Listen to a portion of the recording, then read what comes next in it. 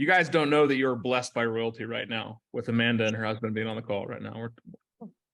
The term was defined by her, okay? Well, that's awesome. I love hearing all the positive things going on. It means business is moving. And as we've had this call the last few weeks, and especially with the Goodyear market showing up, have you seen things in your world changing because of the things you started looking at differently?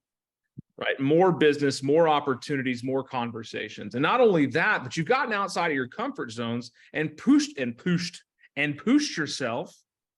My Canadian's coming out. And you pushed yourself to be more, right? You live uncomfortably. You live inconveniently. And that's how you're going to push yourself to become a better agent, get more contacts, get more conversations, and make more money. I was having a conversation with Sydney last night. I actually picked her up from Chaos, which is a cheerleading school that they go to. And she was telling me that she's like really nervous about tomorrow. And I told her, you know what, babe, just go out there and put everything you have onto the mat. Everything. Pour it out. Make sure you hurt as you leave because you've given every ounce of possible you did. And she's like, well, I'd rather not try my hardest. And if I don't make it, then I could say, well, eh. And I looked over, I stopped the car in the middle of traffic. I looked over and said, that is the worst mindset to have. Mm-hmm. If you're going to go do something, go full out.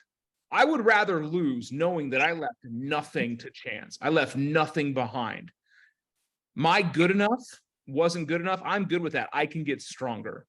But if I left something on the table, that means that I was weak and I wasn't willing to go after what I wanted. So, and I kind of challenged her. You guys don't know this, but she's not my biological daughter. She's my stepdaughter, but she looks more like me than her own dad. But sometimes his behaviors trickle through, and he is that type of person where he doesn't push himself hard to get something. He just kind of coasts through life. We all know someone like that. That is the most aggravating thing to me. So I wanted to talk to you this morning about it, is if you are going to do this business, you went through 96 hours at a minimum of education, meaning you sat in a classroom or in front of a TV screen or a computer and listened to someone drone on for 96 hours about some shit you don't care about just to get your real estate license. And then you invested thousands of dollars. I know exactly what it costs to get a license in Arizona. I guess California might be a little bit more expensive, but thousands of dollars to get your license, to join the MLS, to become an affiliate of the Realtors Association, to just coast. You should get out of this business right now, because we are not in the business of coasting. We're in the business of making shit happen. And one thing I will not tolerate, and I in my business, in my family, in my friendships, are people that coast. They just mail it in, right? Just phone it, just showed up. What, man, I did the bare minimum. I didn't get fired today. Bullshit. I tried. I hate that. I tried. Don't ever say I tried to me. I tried is indicating that you've successfully failed. You made yourself fail. No. I hate it. So stop trying, get to work. We all know a term called failed forward. If you don't know it, failing forward is Gary Keller's thing. It's a Keller Williams thing. It's a business thing. It's great. Failing forward. If we push ourselves to the maximum, every ounce of possibility wringed out of the sponge, and we still failed, do you think you've grown even in that attempt? Are you better than you were when you started? Failures do not become permanent if you keep going. There used to be a sign up in my English teacher's room, is that errors don't become mistakes until you choose not to fix them. So if you fail, that's great. As long as you put everything you had into making it work. And now you've figured out one way it didn't work. Edison took 10,000 attempts to create the light bulb. Do you think he gave up? Well, no, he's got 9,999 ways not to make a light bulb. All it took was one. So the phone calls you're making today and the conversations you're having today and the objections that you are struggling with today, you are learning how to not handle them. You are learning how they don't work. Just put that in your database of information and don't do it again. If I door knock this neighborhood at 7 o'clock at night, no one's happy to see me, don't door knock at 7 o'clock again. Maybe do it at 6:30. If I've called this guy 15 times at 4 o'clock in the afternoon, he never answers, maybe you should change up your strategy. but don't continue to fail without growing from it. And for God's sake, don't try. Don't fail yourself before you even start. And the worst mindset you can have is to be like, you know what? I'm going to just see what happens. No, go make what happens. I can't stand this. If it's meant to be, if it's bullshit. No, if it's meant to be, it's up to me. I'm going to make it happen. I'm going to create the environment that I need to be in to be successful. And that goes from new agents to agents that have been in this business for 40 years. You will see the ones that have that undertone characteristic of success. They do not give up. They put their all in. Some days you're not at 100%. I get it. And I'm not asking you to be at 100% every single day because I know it's not realistic. But the net sum of all your efforts better be everything you have. I had COVID a couple of years ago, and for 28 days, I struggled through life. I didn't want to get off the couch. I didn't want to move. I didn't want to talk to people. I didn't want to see my dog. I hurt. Every ounce of me hurt. And if you guys know me, that's a whole lot of ounces. But as I sat on the couch, my wife came over at the time. She was my fiance, or my girlfriend, actually. She hadn't been my fiance yet. She came over, and she's a nurse. She's an ER nurse. And she says, you have to move. Staying still will kill you. I think the same lesson goes for business. And everything you do in life, you have to move. Staying still will kill you. So, if you are struggling this morning to get out of your own way, remember that every inactive step you don't take is one step less that you have for the rest of your life. Because every step we take is one less step that we have. We don't know when the time runs out, but when we get there, do you want to be the person that you could have become, or do you just want to barely make it? The people around you deserve your success. You are obligated to them, not just yourself. If you got kids, there you go. At least I know you got 7 really big reasons to make this shit work. Grandchildren, right? Some people love their grandchildren more than their real children. Lean into that. If you don't have children yet, trust me, when you have them, it changes your whole outlook on life because now you have somebody directly affected by your actions. So let's stop trying today. Let's start putting our all into something. And if we trip and fall, fantastic, as long as you fall forward. If you skin your knee, get up and brush it off. Now you know how to do it. You're a little bit better. Nobody on this call jumped on a bicycle the first time and rode off a cliff. Every one of us struggled at first. Some of us still do struggle. I am not the best on a bicycle. However, when you put your all into it, your growth metrics change exponentially. That's my rant for the morning. That's all. Any thoughts? I want to hear from you. Give me some thoughts. Thank you, Lisa, for putting that in the chat. So, I really appreciate that. Yesterday, I was thinking of coming to ask you today, how do you deal with that moment where you're not at 100%? And I understand your COVID story, and like outside of that realm, you don't feel sick, you don't feel physically tired, or like you just feel like it's a push. It's a push. It's standing in front of you, and you don't have your back foot. You don't have like your own foundation to push forward. What do you do in that sense? Because I learned about motivation, and motivation comes from habits and stuff, and even doing it when you're not motivated and stuff like that. So I'm just trying to. Motivation gets you started. We're talking a small bump. The motivation is the booster rocket. Discipline is what keeps you going. Motivation gets you into the game. Motivation got you to sign up for real estate school. Discipline to yourself is what's keeping you moving forward every day. The conversations. The relationships you're building are built because of the discipline you have to build them. Sometimes you're not going to feel like making phone calls. Those are the days you push yourself to do it. Some days you're not going to feel like doing an open house and you just want to kind of phone it in. That's the day you push yourself to be over the top. Dan, I think lack of motivation is comfort. Yes. When you're not motivated, you need to do something to make yourself uncomfortable. Make yourself set a goal, set a deadline, somebody that you have to be, or something that you need to be accountable to, and make yourself show up.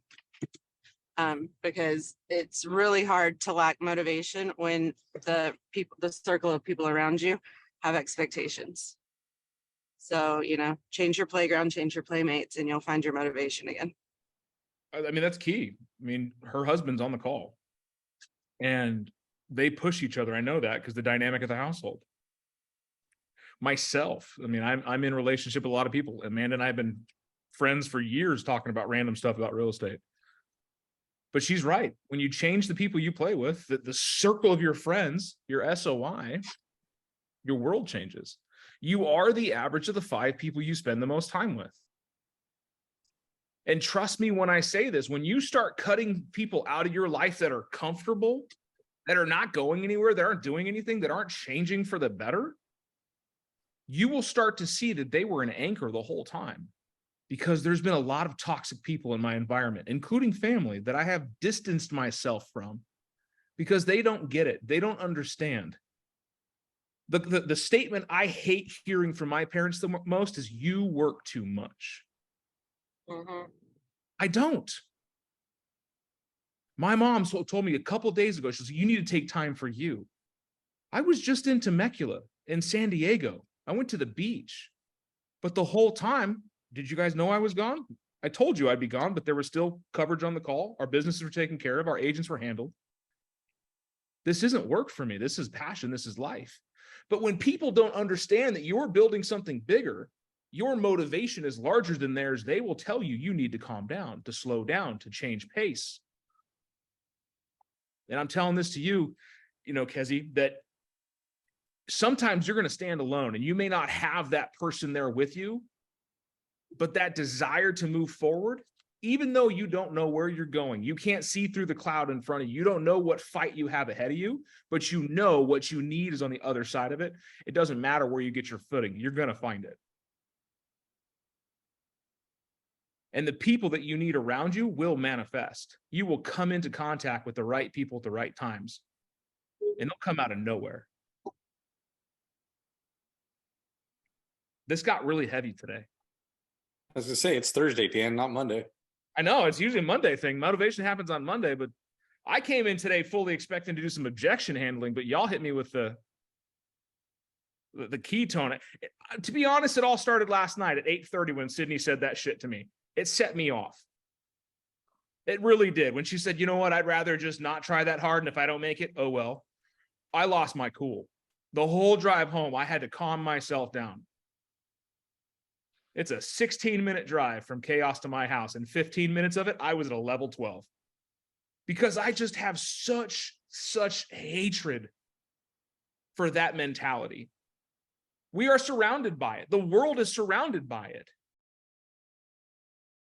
Everybody we know knows somebody who just phones it in.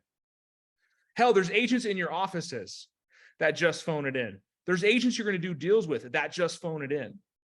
Because they're just there to just do it. Whatever happens, happens. No, I'm not there to create it. But I can tell you, like, I'm glad Amanda's on this call because I can use her as an example. Hundreds of deals not phoned in, hundreds of referrals and opportunities every year. All because of that mentality. She's going to go out there and she's going to do the best thing she possibly can. And before real estate, I don't know how she was, but I can tell you during real estate, how she's grown. And I'm sure that Jamie can agree to this. The family, the lifestyle, the environment, everything around it has grown. Hell, now Jamie's in real estate. Yeah, no, Amanda pushes everybody around her. When you look in a group of people and you see the person who's pushing and driving and making sure everyone around her is better and stronger, that's Amanda. She doesn't, she hates try. When I'm like, I'm just going to give this a whirl. She's like, no, you're going to do it or you're not. There's none of this trying. And that's how she lives her life. And that's before real estate. She's super successful.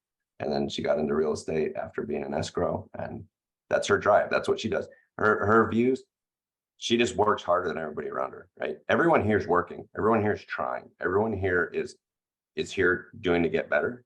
How do you step out? How do you be better than that? You just, honestly, you just work harder. Yeah. We guys, most people know who Michael Jordan and Kobe Bryant are.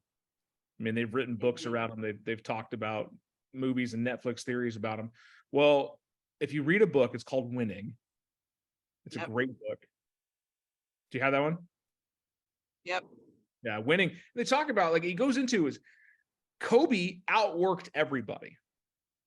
Everybody. He showed up at the gym. If you were there, he would work out until you left. Even if he was already done when you showed up, he would stay and work out until you left to show you that he beat you. And Michael was like Amanda, the same mentality. He did not accept those around him not doing better, not pushing themselves to be more, not practicing at 100%.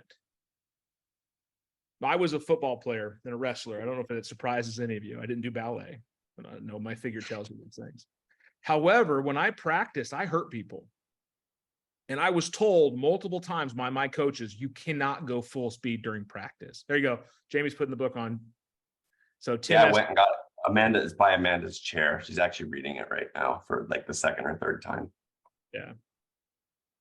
But having a coach tell you that you can't go full speed in practice, you're going to hurt somebody. I never understood that. I pulled myself back because as a freshman in high school or even 8th grade, I struggled with laziness. I know I did. I was a potato. I sat on the couch. I played video games. I did everything that my boys are doing. It's driving me freaking nuts and I can't stand it.